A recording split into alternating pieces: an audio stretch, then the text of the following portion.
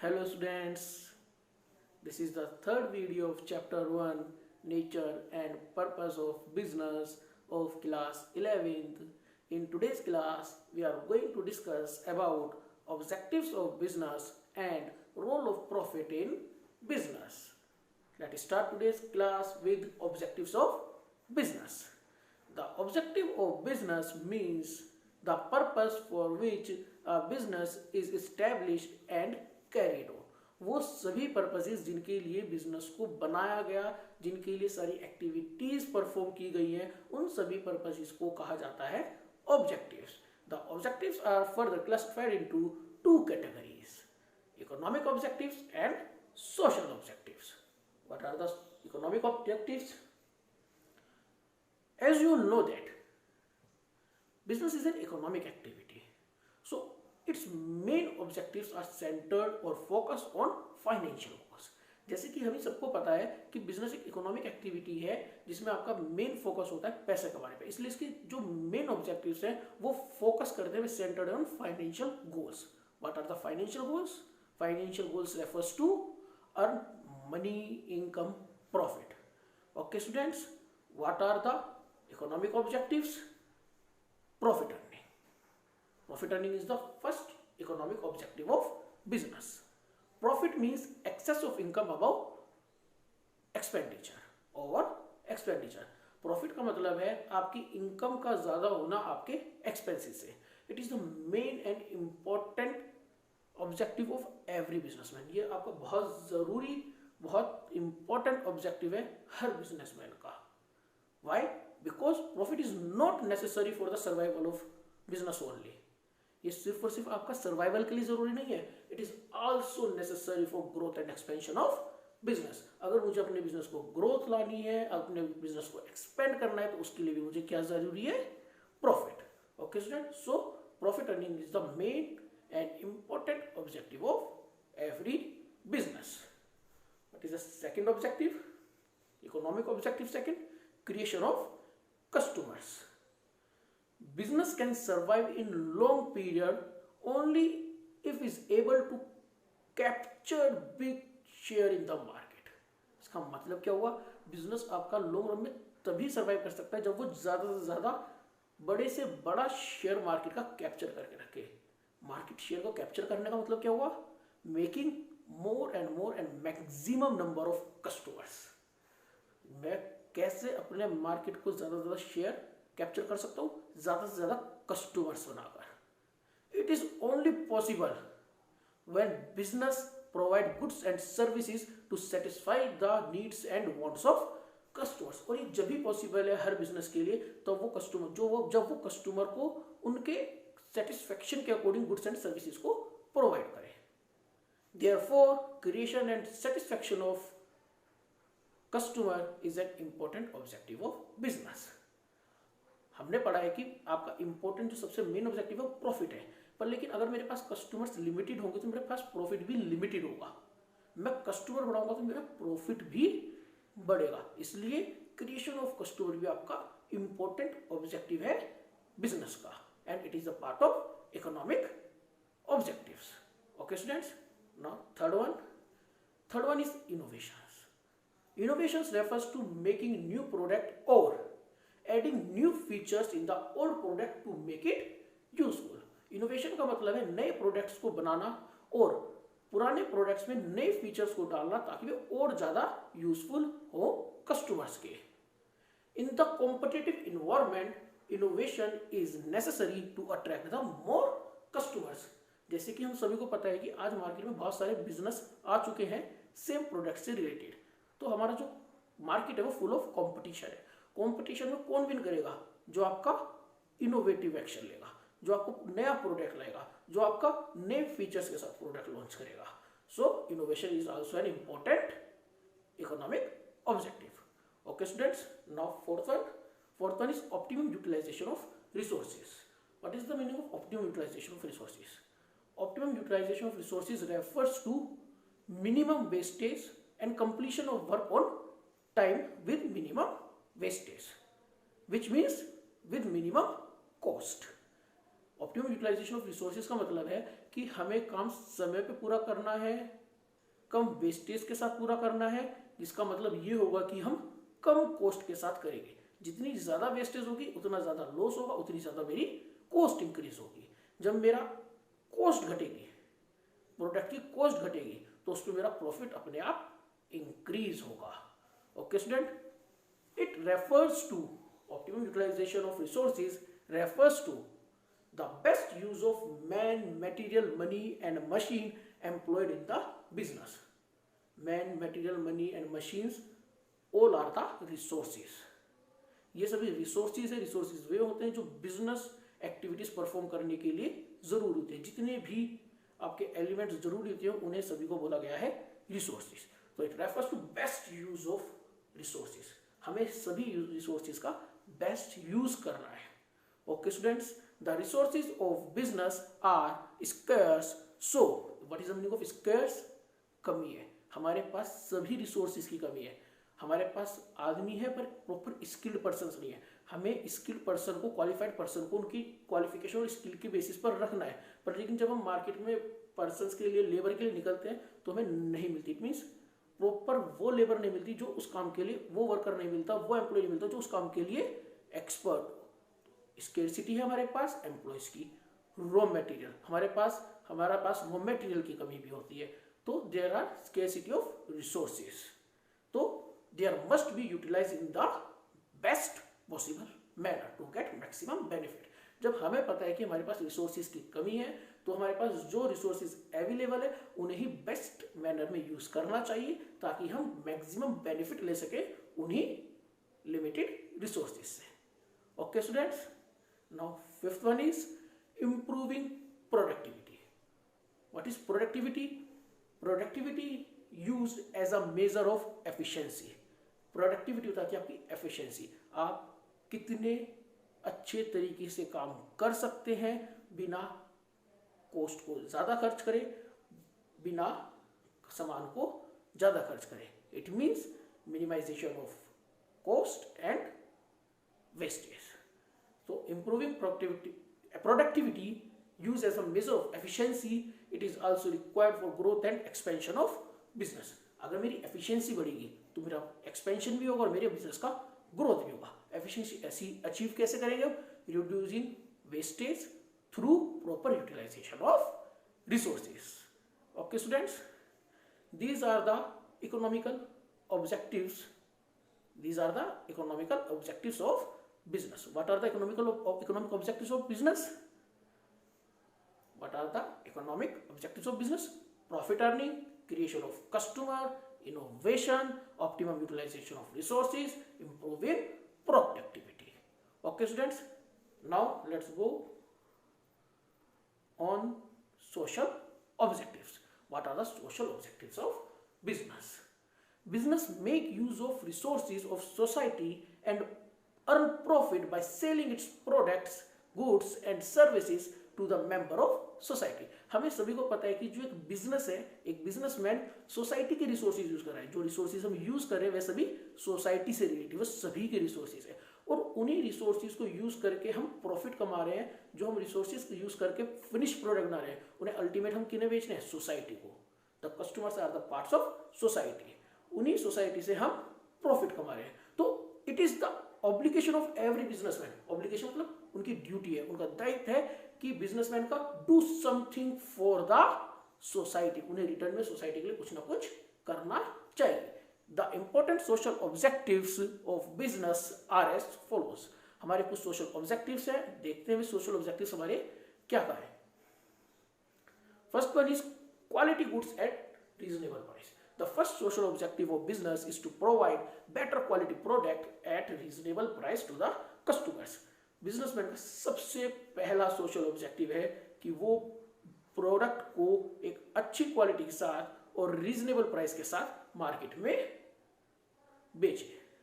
Okay students, मेरे customer, हमने पढ़ा था इकोनॉमिक ऑब्जेक्टिव, ज्यादा से ज्यादा कस्टमर्स, उसके लिए मुझे उनकी नीड्स एंड वांट्स को सेटिस्फाई करने वाला प्रोडक्ट लॉन्च करना है। पर लेकिन कस्टमर किसे लेता है? जो एक रीजनेबल प्राइस पे क्वालिटी प्रोडक्ट दे रहा है। अगर मैं अपना क्वालिटी दे रहा हूँ पर प्राइस बाकी कंपनी से बहुत हाई दे रहा हूँ, वे भी क्वालिटी प्रोडक्ट दे रहे हैं, मैं भी क्वालिटी प्रोडक्ट दे रहा हूँ, पर मेरे प्राइस काफ़ी हाई है, तो वे लो प्राइस वाले के साथ जाएंगे। इसलिए मुझे क्वालिटी का भी ध्यान रखना है और प्राइस का भी ध्यान रखना है। तो provide quality product at reasonable prices to the customers. Quality को हम कैसे चेक करते हैं, एग्जाम्पल देखते हैं। इलेक्ट्रिक गुड्स के लिए हमारे पास ISI मार्क है, फूड प्रोडक्ट के लिए हमारे पास FPO मार्क है, एंड हॉल मार्क है हमारा ज्वेलरी। ओके स्टूडेंट्स, ये आपके कुछ हॉल मार्क्स है या क्वालिटी मार्क्स है, ये बताते हैं कि आपका प्रोडक्ट क्वालिटी चेक है या नहीं है। चलिए स्टूडेंट्स, अब हम नेक्स्ट सोशल ऑब्जेक्टिव पर चलते हैं, which is avoidance of unfair trade practices. What is trade practices? Unfair trade practices. Unfair trade practices include black marketing and adulteration। इसका मतलब है आपका गलत तरीके से ट्रेड करना, व्यापार करना गलत तरीके से, ब्लैक मार्केटिंग करना, adulteration. What is the meaning of adulteration? मिलावट। दाल में कंकर मिला देना, अच्छी में लो क्वालिटी मिला देना, हाई क्वालिटी में लो क्वालिटी को मिला कर दे देना, दूध में पानी मिला देना, ये सब क्या होता है? अडल्ट्रेशन। मिलावट को बोलते हैं अडल्ट्रेशन। तो unfair trade practices include black marketing and adulteration. Businessman should avoid unfair trade practices for profit in the long run. हाँ, अगर आज मैं अडल्ट्रेशन और ब्लैक मार्केटिंग कर रहा हूं तो मैं आज प्रॉफिट कमा सकता हूं, पर मेरा मार्केट में नाम खराब हो जाएगा, जो कि मुझे लॉस करेगा लॉन्ग रन में। मैं ज्यादा देर तक इस तरह से काम नहीं कर सकता। अगर मैं सही तरीके से काम करूंगा, क्वालिटी प्रोडक्ट दूंगा, तो कस्टमर्स मेरे पास विश्वास करेंगे, मेरे ऊपर ट्रस्ट करेंगे और मुझे लॉन्ग रन में प्रॉफिट देंगे। शॉर्ट टर्म में तो प्रॉफिट ये दे देंगे मुझे, पर लॉन्ग रन में मैं कस्टमर से प्रॉफिट लूंगा उनके ट्रस्ट के बेसिस पर। और वो कैसे होगा? क्वालिटी प्रोडक्ट देकर, फेयर ट्रेड प्रैक्टिसेस करना, जो प्राइस है उसी प्राइस पर देकर, कोई भी सामान मिलावट का ना देकर। इससे मेरा क्रेडिट वर्दीनेस बढ़ेगा मार्केट में। इससे मेरी क्रेडिट वर्दीनेस का मतलब क्या होता है कि मैं सामान बेचने लायक हूं, मैं इस लायक हूं कि कस्टमर मेरे ऊपर भरोसा कर सके। ओके स्टूडेंट्स, चलिए अब अगले पे चलते हैं। Third one is employment generation. Nowadays, employment is the biggest problem of society.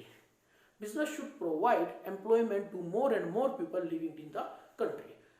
Like हमारी एक बिजनेस है, अगर हम उस बिजनेस में बार बार जॉब अपॉर्चुनिटीज देते रहें उस सोसाइटी के लिए, जिस सोसाइटी में, जिस एरिया में हमारा स्टैब्लिश है, तो क्या वहाँ के लोग हमारे ऊपर विश्वास करेंगे, हमारे ऊपर ट्रस्ट करेंगे? क्योंकि हमने सिर्फ उन्हें अपने प्रॉफिट के लिए सामान नहीं बेचा, हमने उन्हें एम्प्लॉयमेंट भी दिया। इससे हमारा क्या होगा? इकोनॉमिक डेवलपमेंट भी होगा और मेरे खुद का बिजनेस का डेवलपमेंट भी होगा, क्योंकि मैंने क्या किया है? स्किल पर्सन को रखा है उसी एरिया में से। उस एरिया का भी डेवलपमेंट, आपके देश का भी डेवलपमेंट और आपके बिजनेस का भी डेवलपमेंट। तो एम्प्लॉयमेंट जनरेशन। और जब मैं उस एरिया के लोगों को एम्प्लॉयमेंट दूंगा तो वहां का एरिया मेरे ऊपर ट्रस्ट करेगा, जो कि मुझे फिर प्रॉफिट देगा लॉन्ग रन में। Okay students, next one is employ welfare. Employees are the assets of the business, valuable assets. तो हमें इंश्योर करना है कि हम अपने एम्प्लॉयज को प्रॉपर गुड वर्किंग कंडीशंस दें, एक ऐसा एटमॉस्फेयर दें जिसमें वो अच्छे से काम कर सके। जब हम उन्हें फैसिलिटीज देंगे, उन्हें एक एनवायरनमेंट देंगे जिसमें वे काम कर सके, तो हमारा उनका मोटिवेट होंगे वे, और वे हमारे कंपनी में बहुत अच्छे से काम करेंगे, जिससे हमारी कंपनी की प्रोडक्टिविटी अपने आप इंक्रीज हो जाएगी। ओके स्टूडेंट, पढ़ते क्या लिखा हुआ है? Employees are the valuable assets of the business. Employees हमारे बहुत वैल्यूएबल एसेट्स हैं बिजनेस के। Therefore it is necessary to ensure welfare of the employees by providing good working condition. तो हमें ये बहुत ज्यादा नेसेसरी है, क्योंकि वे हमारे एसेट्स हैं, कि हमें उनके वेलफेयर पर ध्यान देना है। वो कैसे दिया जाएगा? गुड वर्किंग कंडीशन देकर, भाई जहां पर वे काम कर रहे हैं वहां पर कोई खतरा ना हो, उन्हें जिस चीज की सहायता चाहिए, जिस हेल्प चाहिए, वो प्रोवाइड हो सही समय पे। फेयर वेजेस, जो क्वालिफिकेशन और स्किल्स के अकॉर्डिंग उनके वेजेस, सैलरी होनी चाहिए, वो उन्हें प्रोवाइड की जाए। कॉम्पिटिटिव सैलरी की कोई उन्हें आपसे ले जा ना सके। अदर फैसिलिटीज देनी चाहिए, सच एज हाउसिंग, रहने के लिए घर, मेडिकल एंड एंटरटेनमेंट एक्सेट्रा। उनके एंटरटेनमेंट के लिए देखना चाहिए। उनके बच्चों के लिए अगर हो सके तो स्कूलिंग फैसिलिटी कुछ अमाउंट देनी चाहिए। उनके मेडिकल एक्सपेंसेस, मेडिकल इंश्योरेंस कराना चाहिए, मेडिकल एक्सपेंसेस का देखना चाहिए। ओके स्टूडेंट्स, तो सच welfare facilities helps to improve physical and mental health of employees. Okay, students. Next one is social welfare. Business should contribute something to the society where it is established and operated. हमने पढ़ा है कि business आपका एक society में resources को लेता है और उसी सोसाइटी को अपने प्रोडक्ट बेचकर प्रॉफिट कमाता है, तो उसे बदले में कुछ ना कुछ सोसाइटी के करना है, पर लेकिन उसे कुछ ना कुछ और कंट्रीब्यूट करना है, एम्प्लॉय से, कस्टमर से अलग उसे सोसाइटी के लिए भी करना है। उसके लिए वो लाइब्रेरी खुलवा सकता है, डिस्पेंसरी खुलवा सकता है, एजुकेशनल इंस्टीट्यूट की सर्विस प्रोवाइड कर सकता है अपनी तरफ से। Or library, dispensaries, educational institutions are certain contribution which a business can make and help in development of community। इस तरह वो एक कम्युनिटी की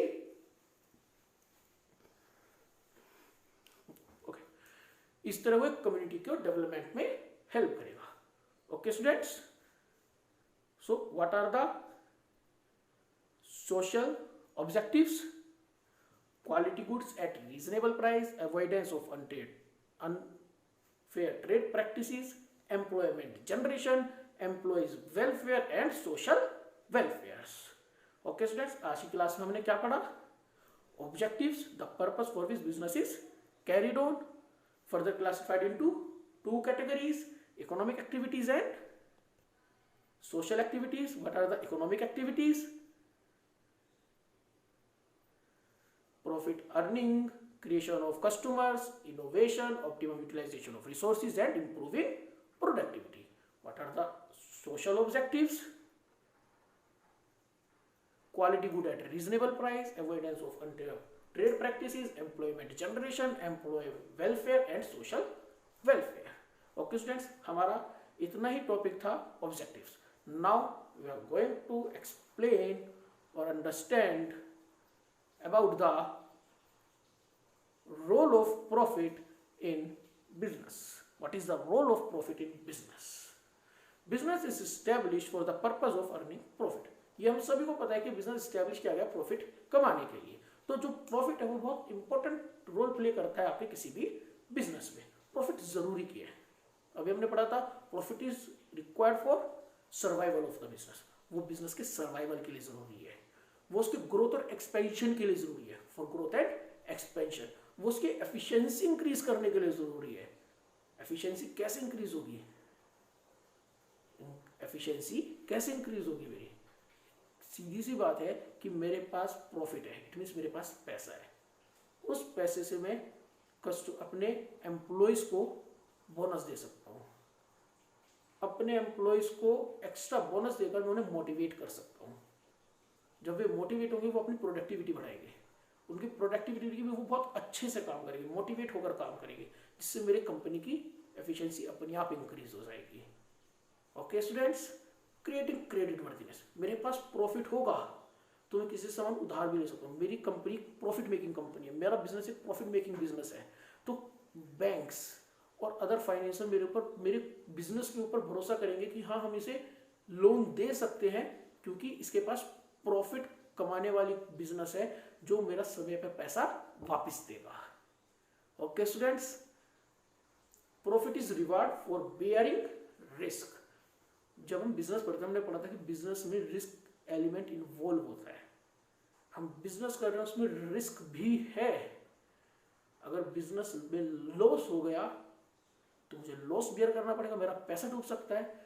उसी पैसे डूबाने के लिए जो मैंने पैसा लगाया था कि मुझे पता नहीं था कि मुझे प्रॉफिट होगा लॉस होगा, जो मैंने वो रिस्क लिया था उसी का रिवार्ड है मेरा प्रॉफिट। तो these are the main role of profit in business.